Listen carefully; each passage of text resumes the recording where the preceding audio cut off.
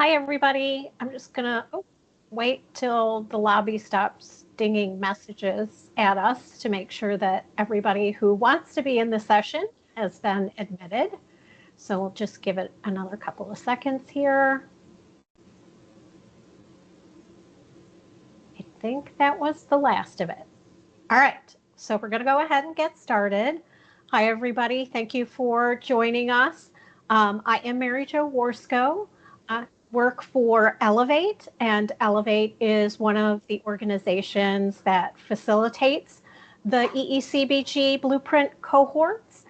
We facilitate 3 cohorts, and during our sessions, we have brought up lead and slope for the various topic areas that we're hosting, and there was a lot of participant interest in diving deeper on these tools and exploring how they could be useful for each municipality or territory or tribe's projects. So thus, we have this cross cohort session today, and we're going to do that walkthrough of both the lead tool and the slope tool. There are a number of us who will be monitoring the chat for any questions you have or any issues you have with Teams. I don't know that we can resolve those, but we'll try our best. Shannon has asked, though, that questions get held off until she's done demonstrating each one of the tools. So she'll go through the first tool, then we'll take questions, then she'll go to the second tool and take questions, and then we'll have any final wrap-up questions. So that's the way we're going to structure it, and I am going to turn it over to Shannon Zaret from DOE. All right, guys, hopefully you can hear me well. I'm going to go ahead and transition into a quick presentation just so I can give you guys a little bit of background. I'm going to start talking about SLOPE, which is the State and Local Planning for Energy platform first, and then I'll go to LEAD second, just because SLOPE is quite large. It's a pretty significant tool, and so there's a lot of different components to kind of explore. Okay, so first I want to introduce, my team, just in case you have any questions following this. You guys will have this presentation, but I've got a great team. Most of this work is done at the National Renewable Energy Laboratory. My colleague Katie Richardson manages it on the NREL side, and then I've got 2 great colleagues, Azra and Nina, who help me manage this work as well. So if you've got any questions throughout the presentation, this whole team is here to help answer them. Okay, so let me start and back up and give you a little bit of history on SLOPE. It's been around since 2018, and we really consider it a DOE tool. But most importantly, we consider it a first stop shop. It's not a one-stop shop, but a first stop shop. It's a really great place to go when you're just getting started with energy planning. Really at the core of it, it has a lot of great information in terms of how is the electricity supply and demand, how are those trends going to change in the future, and what is influencing them. And so there's a lot of other great data sets that are related to those questions that SLOPE can help answer. We get around 20,000 annual users to the site. What's important is I'm not going to go through the entire architecture of the DOE, but to know that most of our technical offices contribute, significantly to the tool. So this is a really comprehensive effort across the DOE to centralize all of our data sets into one location. And it integrates some of the most powerful modeling and data tools that we have at our disposal.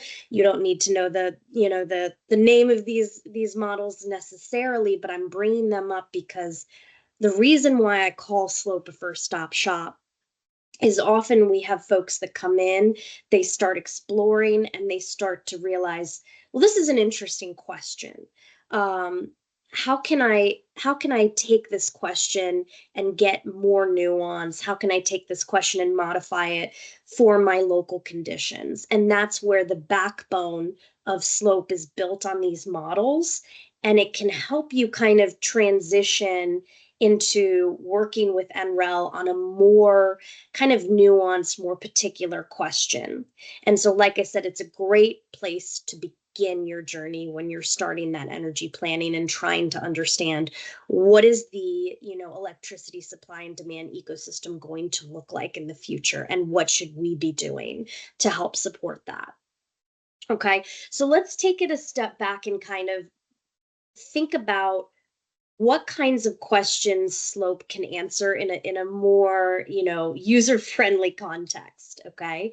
And so think about it, there are a lot of different areas that we focus on. So in the realm of transportation, for example, Slope can help you understand what electric vehicle adoption trends might look like in the future, and then what are those demands going to be on the grid. So we can give you a sense of how many personal light duty vehicles are going to be electrified in the coming years, and how much energy you're going to need to be able to require to support that as far as the grid is concerned. Now, in efficiency, tons of questions, but a good, kind of a good question that we can answer is, what is the energy bill savings potential of cost-effective energy measures for households in your community? Decarbonization, what are some achievable planning targets? What is the impact that different decarbonization strategies are going to have on energy trends in the region? So if you were to pursue efficiency, electrification, fuel switching, how is that going to influence CO2 emissions, energy consumption, SOx and NOx, and system costs? All of those kinds of questions can be answered by Slope. When it comes to the integration of renewable energy, we can see how much energy could be produced by renewable resources, and trying to figure out what are the lowest cost options for you. So a really good space that Slope fits in terms of renewables is helping you guys figure out what is the better play in specific regions, utility scale versus distributed. And so you can sort of see the technological capacity versus the financing element, and what is the better play, based on overall cost benefit.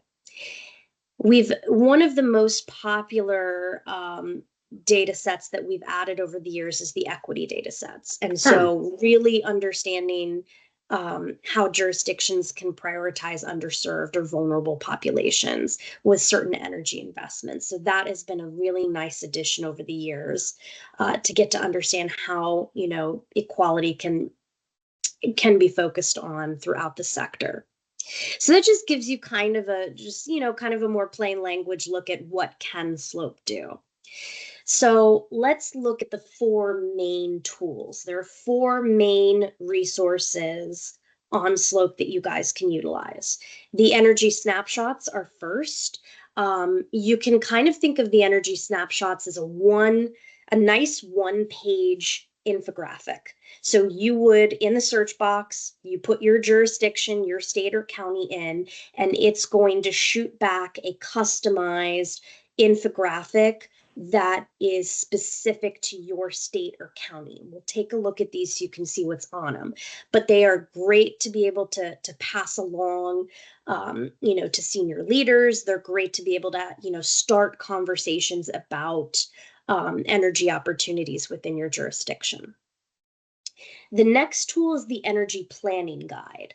Now, there's a lot of data, a lot of information on Slope, and I think what the energy planning guides do is they take a very specific topic. So either vehicle electrification, building efficiency, energy equity, and renewable energy, those are the main topics. And it walks through specifically to your jurisdiction all of the data that we have on Slope that's specific to that topic. And we give you kind of these interpretive statements at the end of each analytical piece. So you can say, okay, this is my takeaway. This is what I can take away from all of this, fancy data that we're displaying on this website.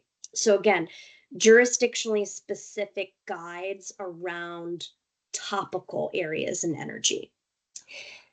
The next tool is the scenario planner. This is kind of the forward-looking element of the tool. So this allows you to look forward all the way out to 2050 and understand how energy consumption, CO2 emissions, system costs, and criteria air pollutants are going to change over time, depending on a business as usual scenario, or if we were to invest in fuel switching, building electrification, or greater efficiency measures. So it's essentially allowing you to look at different scenarios over time to determine what is perhaps the quickest way or the most effective way to get to your goals and how much that might cost to do so. The data viewer is the final tool. This is where we house over 50 different data sets, interactive maps, graphs showing all kinds of local opportunities for renewables, efficiency, electrification. So if you're kind of looking across a full jurisdiction, whether that's the United States, whether it's across the state or the county, it gives you that great energy potential data. And I'll showcase all of these different tools so you can kind of get a flavor of what they do. Okay, so to go into these a little bit differently, you can see here on the scenario planner to the left, this image right here. I think one of the key planning questions, like I said, that the scenario planner can answer is if you are going to try to figure out, I've got a goal, I've got an emissions goal, I've got an energy, reduction goal, I've got a system cost goal. This tool can help you figure out how quickly can you get to that goal, and specifically, what does your portfolio need to look like in order to accomplish that goal? So we'll zoom into that in a little bit, but I think the scenario level metrics are really, really crucial for portfolio planning. So you can understand, okay, my state legislature, my local jurisdiction has kind of put this goal out there where we've got to reduce emissions by 30% by a certain date. This can tell you how to do that. Same with any other goal, associated with energy. Okay. So here are some really nice visuals for the data viewer. A lot of questions that this can answer. The data viewer is pretty vast, and it was one of the reasons that we created the energy planning guides, which I had described, because we have over 50 data sets in there. Sometimes it's hard for folks to go through all of those and figure out what are the most relevant data sets to me. And that's why we developed the energy planning guides, because we literally cherry pick the most relevant data sets within the 50 specifically for you.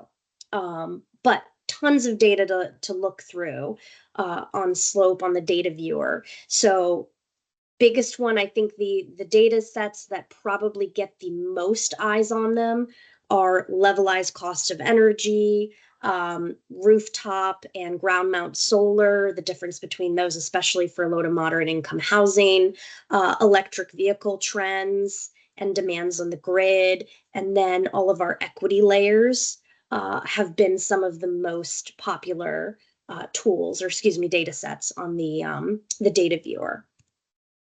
Okay, so coming back, the energy snapshots as a reminder, this is that nice one-page infographic. This kind of shows you a nice visual of what this looked like. I'll take you through a county snapshot just because I know most of you guys are probably associated with local governments, so that you're not, looking at that state level.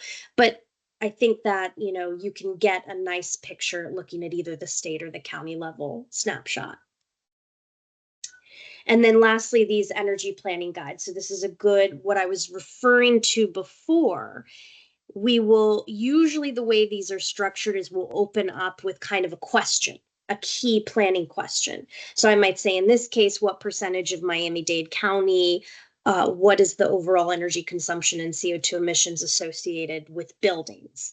And so we'll provide you with that data of the CO2 emissions associated with buildings currently, and then give you kind of a takeaway from that. And so we'll actually give you the data associated with that image and kind of that takeaway, a nice interpretive takeaway. Okay, so the other element that I would encourage you guys to look through, I'm not going to have enough time to go through all of these today, is that we do track how users are using Slope, and we do write stories about them. We call them Slope stories. They are featured on our website. They're very nice interactive blogs that allow you to see exactly what each of these jurisdictions did and the output of their analysis. So I highly recommend you guys take a second to go in and see how have other municipalities used Slope in the past.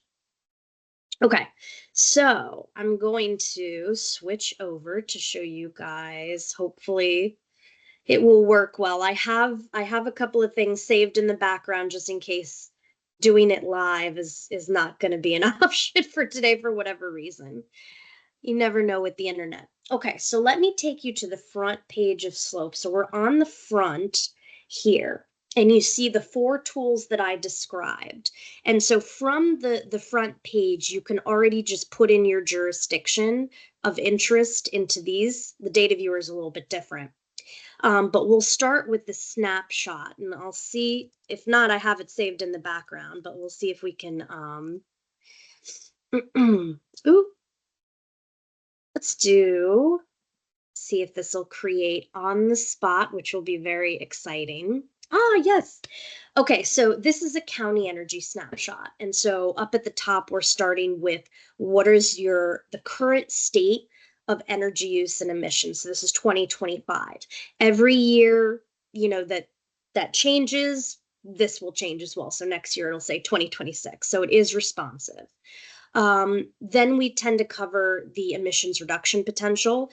So this is kind of where we say you could achieve a certain percentage reduction of CO2, NOx and SOx if you were to adopt this particular strategy. And we cross-link here so that if you click on this, it shows you very specifically what strategy we're talking about and what that means.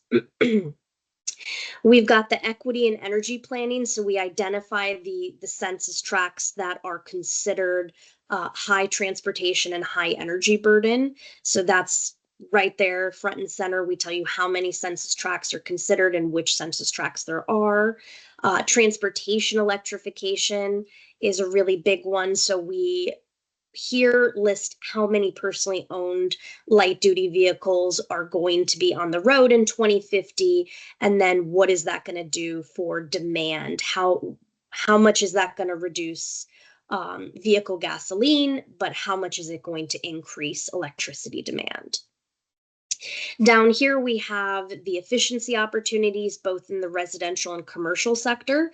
And so we have the percentage that could be achieved right now if cost-effective energy efficiency upgrade packages were put into place. And then we also include what specifically those particular efficiency upgrades are going to make that happen in that jurisdiction. So both in the residential and commercial sectors. This down here is that great, kind of dichotomy between utility scale versus distributed energy. And so we just have a couple of really key points between this is the technical potential versus this is how much it's going to cost. So you can kind of gauge, okay, is utility scale PV, going to have the biggest bang for its buck, or is it really distributed energy, residential rooftop? Same thing for wind. So it's just a really nice snapshot of energy opportunities, the energy, kind of landscape within your jurisdiction. So I'll come back out again and go home. We'll go to the energy planning guides. I'll do the same. I'll actually nothing is easy across the top when they've got the sharing screen. Yes. Okay. I'm going to just do the energy planning guides. We're going to go Newton County, Arkansas here. And so up at the top are all of your topics that you can choose from. So you can choose, okay, I'm interested in, in energy efficiency within my county. And so as I mentioned before, we start every section with the key planning question. So what percentage of the county's overall energy consumptions and CO2 emissions are attributed to buildings? And then in that, see if I can make this a little bit bigger. And then at the end of each section, we give you some type of interpretive, kind of final statement. So in 2025, residential and commercial buildings account for approximately 50% of modeled CO2 emissions and 45% of modeled consumption. And so it gives you kind of an idea of what is your takeaway message. And so same thing, we have basically cherry picked and pulled out every single data layer relevant to energy efficiency in buildings, whether that's residential and commercial, and put it all here and made it specific to that particular jurisdiction. And so as you're walking down, it's how much can households save? What are the specific upgrades that are going to, have the biggest bang for your buck? What are the communities within the area that should be prioritized because they have higher energy burdens? Down here is more commercial. And then we've got additional resources at the end. Okay, so these are the energy planning guides. Lots of great information. Again, cherry pick data, focused on a topic, jurisdictionally specific. So I'm going to go over then now to the scenario planner. I know that there's a lot being thrown at you. It is a very expansive tool, but just know the one thing I would recommend is to take your time. I would probably start with the energy planning guides, what I just showed you. That's a great way to get a good overview of slope. I do want to mention that we do have tours. So at the bottom here of the control panel, along each of these different layers, you can actually take a tour and it'll walk you step by step how to use each of these tools. Okay. So now we've got the scenario planners. This is the forward projecting tool. So on the control panel, what I typically like to do is the comparison view. So you can see a business as usual versus a not business as usual. Okay, so right now we're seeing for the state of Georgia, we're looking at CO2 emissions and how CO2 emissions will change under a business as usual scenario. You can filter all these data sets out. You can say, I'm not interested in industrial and just X that out. And then you're just looking at the remaining sectors. But for our purposes here, I'm going to have scenario 1 be the reference case. This is business as usual. So I want to say, what would happen to CO2 emissions if I invested in as much energy efficiency as possible in the state of Georgia? Oops, wrong one. Okay. And so from here, you're going to be able to see how emissions are going to change over time. And in addition to that, let's just look at business as usual. So right now I'm looking at the reference case versus best available energy efficiency in buildings. And obviously in some cases, this big blue thing is transportation, by the way.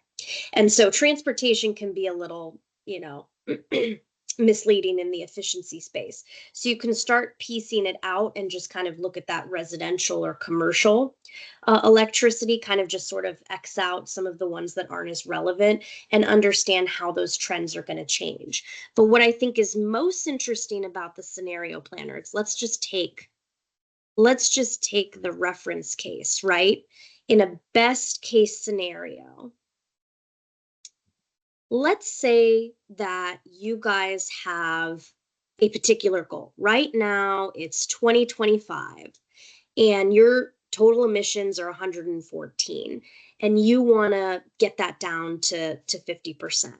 So you can essentially go along this line until you get to that 50% mark, which I think would be around 57, and hit that 57 mark. And if you go down here, it's going to tell you what does your portfolio, the state level portfolio, need to look like in order to achieve that kind of reduction. And so you'll be able to see that starting in 2025, you'll be able to reduce emissions by 50% in a business as usual scenario by 2043. And this is what the state level portfolio needs to look like in order to achieve that 50% reduction. Okay, so a lot of really good metrics, a lot of really good goal setting capabilities within the scenario planner. The last thing I'll show you guys before I move on to lead, because I know I'm coming up onto 30 minutes with slope. Slope is a little bit more involved, is I want to show you the data viewer. So similar setup to the scenario planner, you've got a control panel coming down the left-hand side. And essentially we've got a couple of different areas where we've got data. We've got emissions, energy consumption, this energy and environmental justice data layer, economic indicators, transportation, energy efficiency, and then energy generation. And we've got all of the different renewables down there. Cost of energy, resiliency, demographics, and then commercial buildings. Same thing, there's a tour here as well that you guys are welcome to take. So let me make this a little bit smaller. So here I'm just showing you city estimated GHG emissions inventory. So this is available for every city that I believe has over 10,000 residents. And so this is all based on publicly available data, inventory data for commercial, industrial, residential sector. This is something that's really key. You know, somewhere you guys can start if you haven't started already. Of course, if you guys have a robust analysis, it's certainly something, you know, to be able to compare your data with other published resources. What tends to be the most popular, I would say, data set are the LMI single family home bill savings potential. And so you can see within your state, you know, where is the biggest play, whether it's electricity, natural gas, propane, or some other fuel oil. And you can get that also at the county level as well. So you can get that information. From there, I would also say probably in the energy efficiency, the single family home electricity savings potential, very similar, but it gives you the specific measures that in that area that have the biggest bang for their buck. Okay, and so that's just a good overview. I want to take a pause there because I don't want us to not be able to go into the lead tool and have you guys ask questions. I know it's a lot, so I'm going to pause and see if there are any quick clarifying questions before I move into lead. And then, of course, we can, you know, probably shouldn't take me more than 10 minutes to do lead, and then we can have a larger, more nuanced conversation, hopefully. So I'm just going to stop for a second. Any questions on slope that I can help clarify at this point before we have a bigger discussion? Yeah, is it Harris? Oh yeah, sorry. Yeah, it's Harris. You got it right. I have a quick question regarding the tool. Mhm. So, by the way, thank you so much for the presentation. This was like super helpful. How frequently is the data updated for the Mhm. forecasts and the? So, for example, you showed the emissions that it said somewhere 2017. So, is Mhm. that when the data is for, like the city level emissions, or even for like the LCOE, the levelized cost of energy calculations, like? The base year I see is like 2020, right? So were these forecasts calculated in 2020? And if we are, let's say, approaching 2025 now, would we be able to match those forecasts with the actual numbers that we get in 2025? Like, It's a would good those match question. up or not? Yeah. It's a good question. So the scenario planner is updated every 2 years, biannually. So we just did one in April. So all of this data is updated every 2 years. And so the documentation here will take you to the parent model that has the most recent. So, like, for example, if we updated it in 2024 and we didn't have 2025, we were going to do 2026, this documentation will take you to 2025 if you really want to get into that level of nuance. The data viewer in here, all of the, let me find it. Same thing with the generation mixes. Why am I not seeing that easily? The technical generation potential that it. Yeah. Mm. The levelized cost of energy is going to be updated this year. And then, oh, here they are. All of these generation scenarios, same thing. They're updated every 2 years. Some of our other data sets, it's it can be associated with a single analysis. So our data kind of falls in two buckets. Some come from a single analysis that may or may not get a part two. Others come from models that are continuously run every single year, and every single year DOE puts out outputs. So what we do in each of these here is a data vintage. So it's going to tell you very clearly what year we analyze the data and what year we publish the data. So that way, if you're trying to see, is this the most up-to-date data that exists, you can compare it to anything else that, that's out there. But we publish the data vintage, and I can tell you that at least that the scenario planner and the generation scenarios are updated every 2 years. And there is, like I said, a parent model. If you go into those data descriptions, it'll link you directly to the parent model where you can get the annual data if that model runs year after year. Is that helpful? That is super helpful. Yeah. Okay. Perfect. Thank you so much. Yeah. Okay. Let me see again. Any other questions before I jump into LEAD? Okay. Nice. Okay, so LEAD is a powerful tool, slightly more straightforward, but that doesn't make it any less impactful. So let me come into here and show you guys through. Okay, so LEAD is a web accessible interactive platform, very similar to Slope, very similar kind of interactivity there. The focus is on helping users understand low to moderate income household energy characteristics. So let's take a look at kind of what the use cases have been, what I've seen people use LEAD for in the past. That's helpful. So identifying priority geography. So you have a pot of money and it's limited, and you want to make sure it's going to the people who need it the most. So being able to identify those priority geographies that have greater levels of energy burden. Sometimes determining program eligibility. We've got a lot of different programs in the, kind of in the pipeline between the homes and the here. I've even seen utilities use this tool to determine eligibility. And so it basically allows you to say, what is my service area? Who is part of my service, territory, and who, based on income eligibility cutoffs, is open and available for this program. Targeting education and outreach campaigns in priority areas. Again, if it's something that the individual home needs to take advantage of, in the case of the home energy rebates, that's something that the individual homeowner has to take the action to go for that rebate. Again, you can target priority geographies that really could benefit from those types of upgrades. You can discover what measures may have the greatest impact. So we really look at the difference between, home heating and cooling versus other energy expenditures. So you can kind of see, what is the primary driver of energy burden? Is it the home heating? Is it the home heating and cooling? Or is it some other element that's driving energy burden? So you can start to kind of design programs and updates based on that. Especially we've also got the age of the buildings in there, and so obviously that can trigger weatherization considerations. There's a lot of really good data. Identifying incentives or services that target energy burden.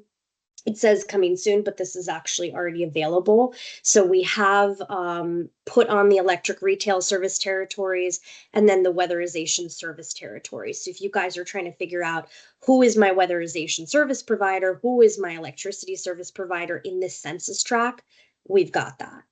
And then, of course, just learning more about the communities that we serve is important here. So let's talk about what's actually on the LEAD tool. So in terms of geographic boundaries, we have energy burden data as well as household characteristic data at the national, state, county, tribal, city, and census tract level.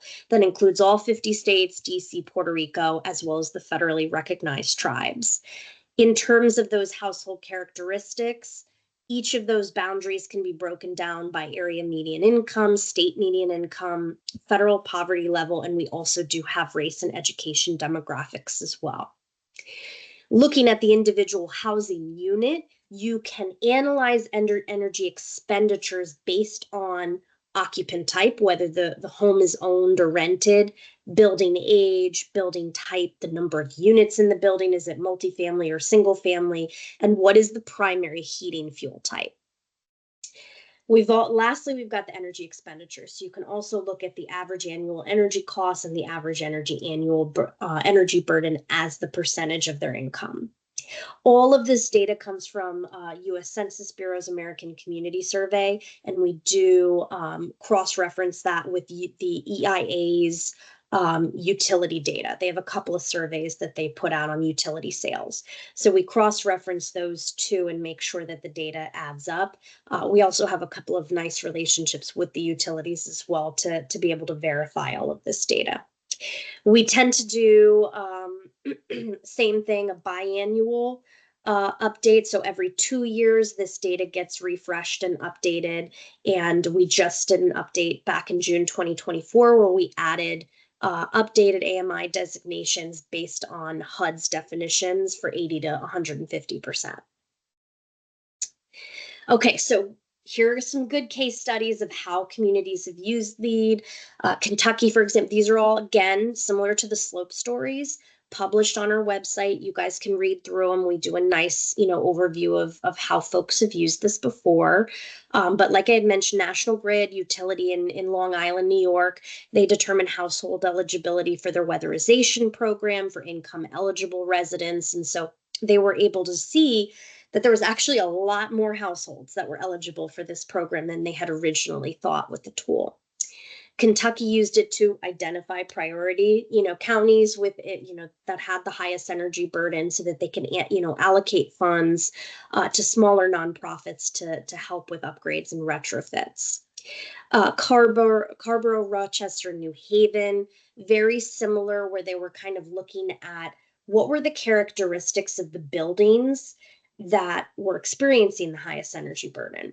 And so in the example, good example with Carrboro, they were able to see that most folks were in these, multifamily rental properties, and that converting propane to a variable speed heat pump would really target energy burden households in the most effective way. Washington actually used the LEED tool to evaluate the effectiveness of their energy assistance program, and Rhode Island was able to use LEED to identify DAC communities and use that information to help them apply for EPA Solar for All program. And so there's a lot of different use cases. You see a lot of ways that you can use the LEED tool. But I think it's now a good time for me to transition over to showing it to you. Now, LEED can be a lot of data on LEED. It can be a little bit laggy. So I'm going to try my best to make sure. Whoops.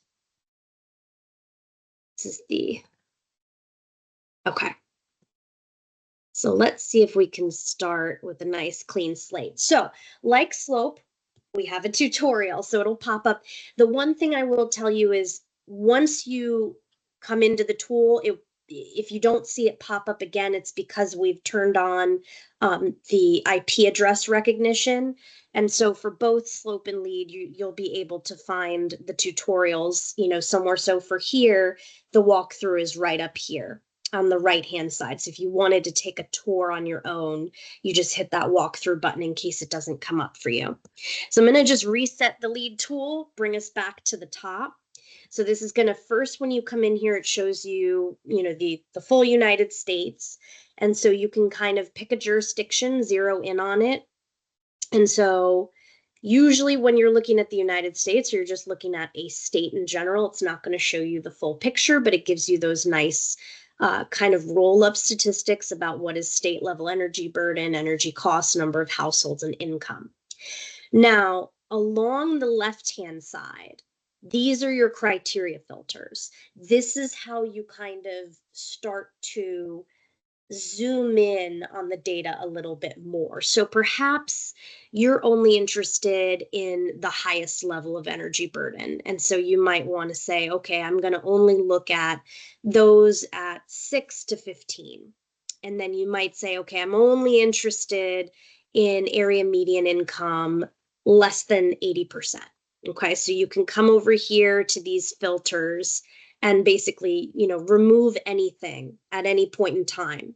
So whatever you do on the left-hand side, however you kind of fiddle with the criteria that you're looking at, that's going to change what you're looking at on the map, as well as the analytical chart down here.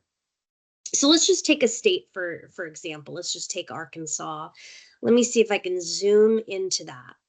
Now, when you're doing this, you can search, whoops, we're doing something interesting with the map there. You can search for your jurisdiction up at the top. So you can put in city, county. If you happen to know a census tract, you're welcome to put it in.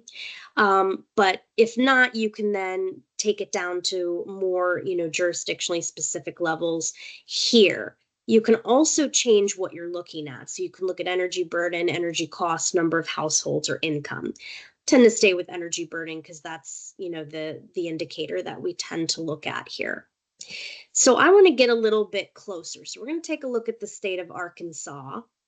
And I want to zoom in a little bit on the counties, which will hopefully come up soon. Okay, nice. So if we're just looking, there we go. If we're just looking at this visually, you're noticing the darker colors typically represent higher energy burdens. So that might interest you. Now, if you wanted to just look at the county and really analyze the county, you would just click on the county and hit this compare button. And then you would be working with that particular county here in the chart. So we're going to just get a little bit closer. Okay, so now I know that Nevada County in Arkansas has a pretty decently high energy burden. Okay, so we're looking at an energy burden of around 19%. So let's figure out what's going on there. So let's take it a step closer and let's look at the census tracts down there. Now, of course, this is, more nuanced evaluation needs to happen, but I'm just showing you kind of a simplified version. Okay, so within this county, we're seeing that energy burden is really concentrated in this particular census tract 902. So let's take a look at that. We're going to remove Nevada County as a whole and just, kind of zoom into the census tract 902. And come down here to the chart and see what is this telling me about energy burden. So what we know so far, we're just looking at energy burden. We're looking at what is kind of the causal or the driving force behind that energy burden. Right now, if I'm looking at this, this analysis here, it's kind of looking like electricity is a high energy burden. Let's figure out maybe why that is. Let's take a closer look at heating fuel type. Now, to mess with this chart, to get this a little bit more nuanced, remember, anything you do on the left here is going to influence what happens in the map as well as the chart. Now, you might want to look at different things. Right now, we're looking at energy burden versus area median income. But you might want to get a sense of how significant energy burden is. So maybe I want to add a secondary y-axis and I want to put number of households. Now, maybe I also want to look at heating fuel type.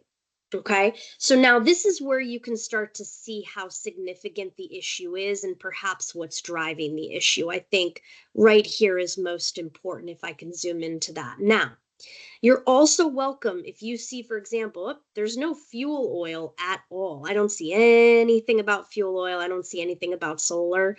You can take those off and it'll change the chart. That way you're not, dealing with a gigantic chart that has a lot of empties. It just takes a minute to kind of get that in. So I'm just going to do that just for presentation purposes right now so you can see a little bit better. Now, here is where I'm kind of looking in. It's a very interesting trend.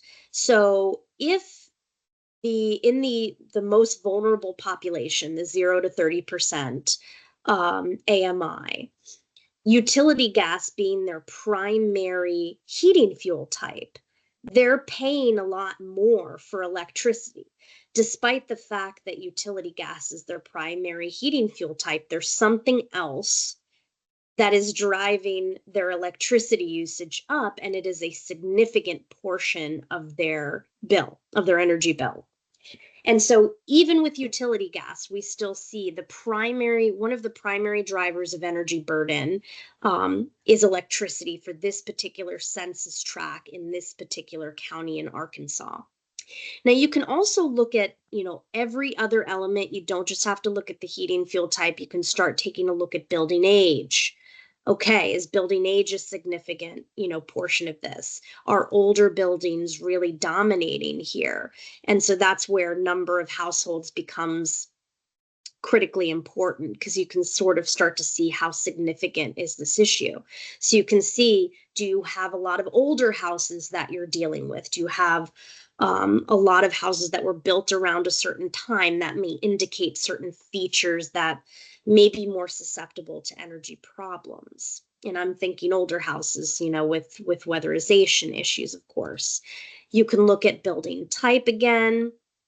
See, is it primarily driven in multifamily properties here, or is it a single family issue? And same with rental or owner. So you can kind of get a sense of who is the stakeholder that you need to target. Is it a bigger issue in rental property, so you're going to need to engage the multifamily sector? Or is it, is this a single family ownership issue? And so depending on what those answers are, you're going to design and target your programs very differently. And so LEAD gives you that insight as to what are the characteristics associated with areas that are experiencing high energy burdens. Not necessarily causal, but it can really start to help piece together what are those things that are driving energy burden, and how can we go about figuring out how to construct policy or different strategic programs to help resolve those challenges. Okay, so that's a very high level overview of LEAD. There are much more complex calculations that we can make. I always want to say all of this data is available, open source. Whatever you see on the map in here, if you hit this download button, it's going to give you an Excel spreadsheet with all this data. And so if we were to say reset the LEAD tool all the way back to the beginning and you hit this download button, you would get all the energy burden data for the United States. And so you can get it in this nice chart format, but you can also download it as an Excel spreadsheet. So I want to pause while we've got 10 minutes left and see if you guys have any questions about LEAD, about slope, about what you guys can do. But I want to frame this as this is a good beginning of a conversation. Slope and LEAD are both good first stop tools.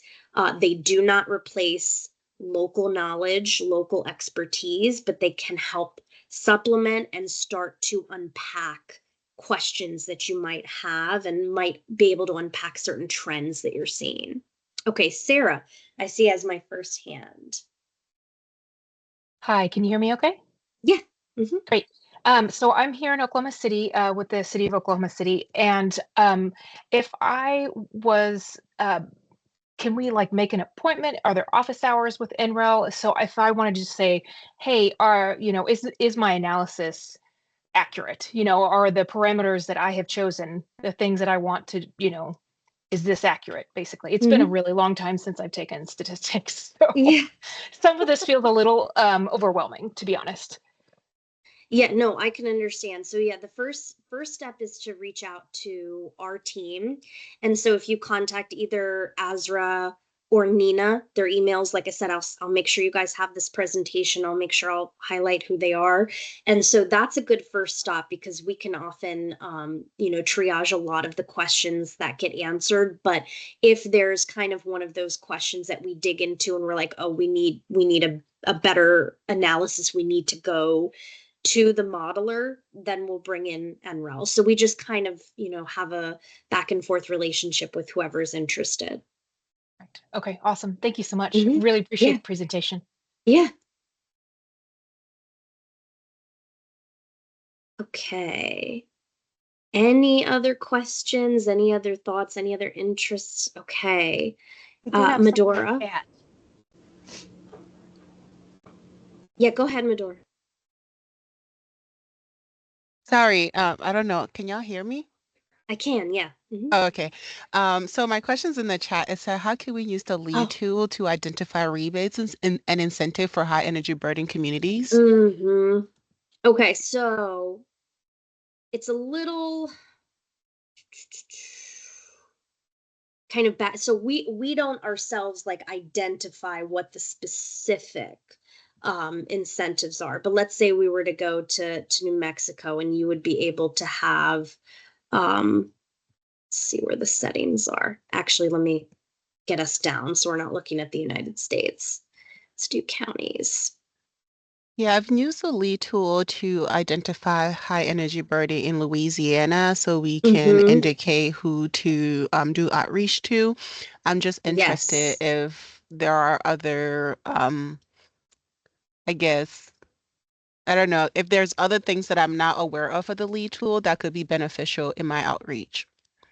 Got it. Yes. So what Yeah. you'll want to do to identify the two things that I mentioned. Okay. So electric retail service territories and then weatherization assistance programs. I would not layer these both at the same time. You can, but it just gets a little messy. So if you put this mask on, it's going to show you all of the utilities, and we can get this down to the census tract level, but I don't want to create a spinning wheel of death as I'm trying to do the presentation.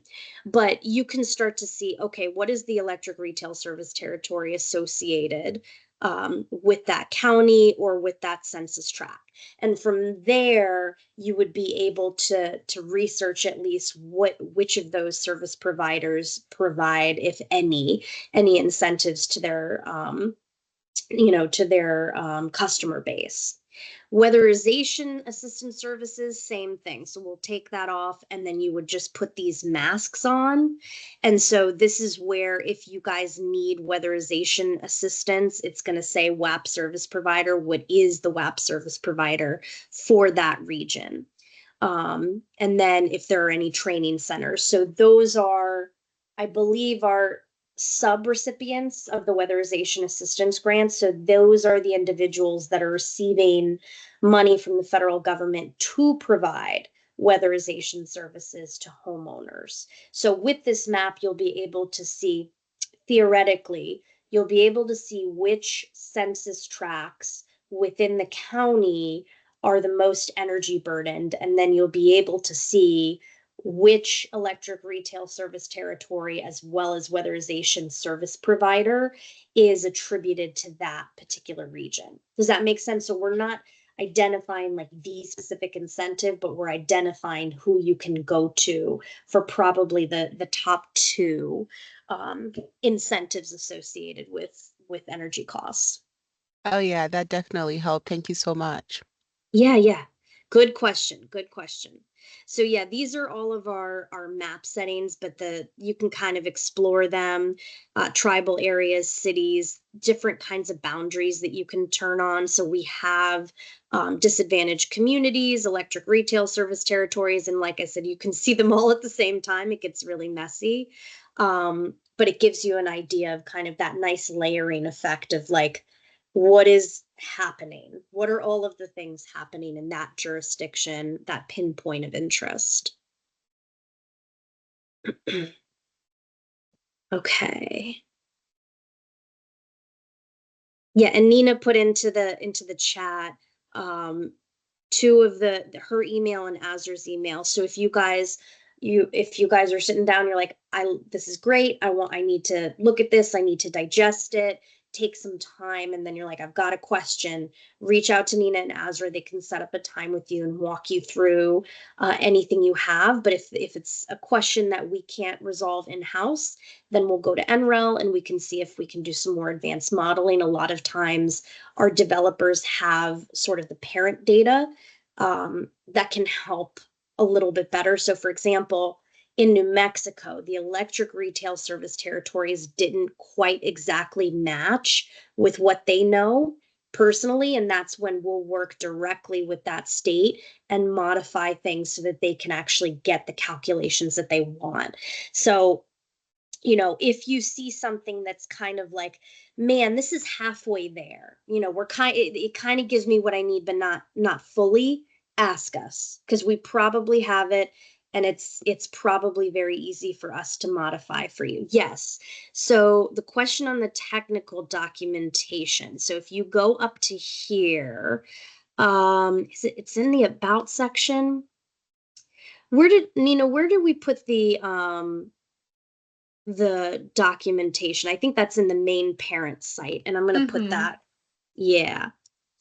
So I'm going to put this link. This is where we house everything about leads. If you've got any questions about how we do the calculations, FAQs, anything, it's all in this website. Case studies, everything, videos. Azra did a wonderful video tutorial. So yeah, that's the parent website that the tool is housed on. And then the slope website, same, that's the parent website that we're working with here. I'll make sure you guys have that. Everything has all of our documentation, how we've done everything. And then if you guys are interested in any of the background API, you just let us know. We're happy to share it. A lot of times it is, you know, stored on, I think DOE has kind of like an open data initiative. And so a lot of that is housed there. But yeah, we're happy to work with you. We're happy to talk through the tool. But like I said, do not hesitate to reach out to us if you're like, yeah, this is kind of what I need, but not fully. Reach out and see what we can do for you. Because a lot of times we can just modify something here or there and give you the data that you're really needing for a specific purpose. Okay. Well, I'm not seeing any other questions, so I think this was a great opportunity. I really appreciate you guys taking the time to learn more about Slope and Lead. And like I said, happy to have conversations, happy to collaborate, and happy to show you more. Hopefully this was a good opener to more to come. Yeah, and we'll look to distribute also this information. If, you know, the recording's made available, each of the cohorts can put it on their Knowledge Hub and make it available to all the participants there. So yes, thank you very much for your time, Shannon. That was a great demonstration. And thank you everybody who joined. Have a great rest of your